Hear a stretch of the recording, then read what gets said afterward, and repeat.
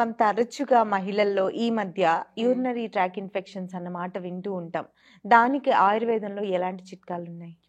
First cleaningness important అండి దీనిలో. మనం యూరిన్ బయట యూజ్ చేసిన టాయిలెట్స్, జనరల్ టాయిలెట్స్ క్లీన్‌గా ఉందో చూసుకొని, ప్లస్ వాషింగ్‌లో ప్రతి దాంట్లో క్లీనింగ్ ఈజ్ వెరీ ఇంపార్టెంట్.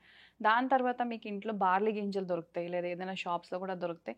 దాన్ని మీకు మరగపెట్టేసి ఒక 2, 3 స్పూన్స్ 1 గ్లాస్ వాటర్‌లో మరగపెట్టేసారనుకోండి, స్ట్రెయిన్ చేసేసి ఆ వాటర్ తాగినా మీకు యూరిన్ మంట అనేది పోతది.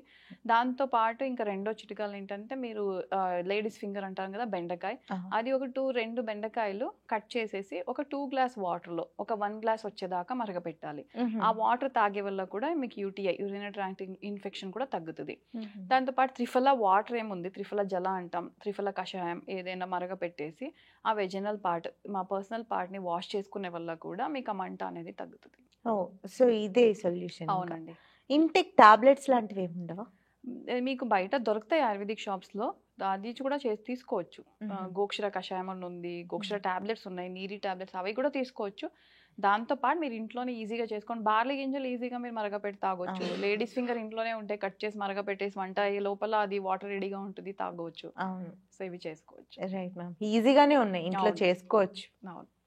పైల్స్‌తో చాలా మంది బాధపడుతూ ఉంటారు కదండీ! అవును. కానీ ఏ హాస్పిటల్‌కి వెళ్ళాలన్నా, ఎవరినైనా కన్సల్ట్ అవ్వాలన్నా చాలా మంది త్వరగా బయటికి రారు. హ్మ్. అలాంటి వాళ్ళకి ఇంట్లోనే ఏదైనా రెమెడీ ఉందా? డెఫినెట్‌గా ఉంది. పైల్స్‌లో మీకు బ్లీడింగ్ కూడా ఉంటుంది. నొప్పి ఉంటది. మోషన్ ఫ్రీ అవ్వదు. ప్లస్ మెయిన్ పైల్స్ ఉన్నవాళ్ళు మోషన్ ఫ్రీ ఉన్నట్టు చూసుకోవాలి. హ్మ్. దానికి ఎలా ఫైబర్ ఫుడ్స్ ఎప్పుడు మీరు మోషన్ వెళ్ళడానికి కష్టపడతారో, ముక్కుతారో, కష్టపడి వెళ్తారో డెఫినెట్‌గా పైల్స్ అనేది ఇంకా అగ్రివేట్ అవుతది. సో, హుహు. మోషన్ ఎప్పుడు ఫ్రీ ఉందనుకుంటే మీకు పైల్స్ ఉన్న అది ఇబ్బంది చేయదు మీకు. ఓకేనా? దాంతో పాటు మూల వ్యాధి అంటాం దీన్ని. మూల వ్యాధికి మెయిన్ ఇంపార్టెంటే మజ్జిగ, ముల్లంగి. హుహు. ముల్లంగి అంటారు కదా! ముల్లంగి వండుకొని సాంబార్ అలాగ ఏదైనా కూరగాయలుగైనా ఓకే. లేదు అంటే మీరు ముల్లంగి రసం తీసేసి మజ్జిగలో కలిపేసి రోజు తాగినా మీకు మూల వ్యాధి తగ్గుతది.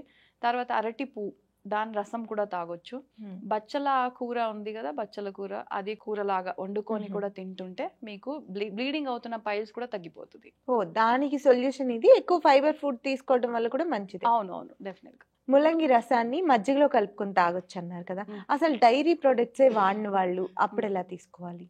మజ్జిగే ఎవరికీ రిస్ట్రిక్షన్ ఉండదండి. పాలు, పెరుగు అలా ఉండొచ్చు కానీ, ఆయుర్వేదలో మనము పెరుగు అడ్వైస్ చేయం గానీ, మజ్జిగ డెఫినెట్‌గా అడ్వైస్ చేస్తాం. అంటే అలవాటు లేని లేని వాళ్ళని. వాళ్ళు ఏంటంటే, ముల్లంగి సాంబార్ గానీ, ముల్లంగి ఆకూరలు గానీ ఏదైనా లేదా డైరెక్ట్ మీరు ముల్లంగి రసమైనా తాగొచ్చు. ఓహ్! యాక్చువల్లీ మేము చిన్నప్పుడు ముల్లంగిని ఉప్పుతో అద్దుకొని కూడా తిన్నాం. ఓహ్! సో, అది కూడా తినొచ్చు. డైరెక్ట్‌గా కూడా తీసుకోవచ్చు. మజ్జిగలో కలిపే అని లేదు.